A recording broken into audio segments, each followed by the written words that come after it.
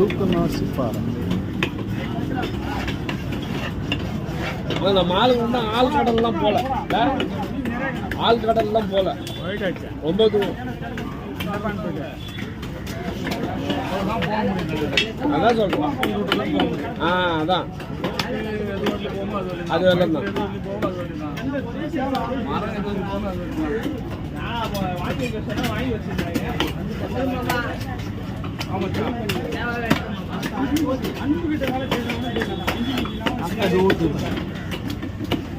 தூண்டில் போச்சு இங்கே கிட்டியவா ஆள்கள்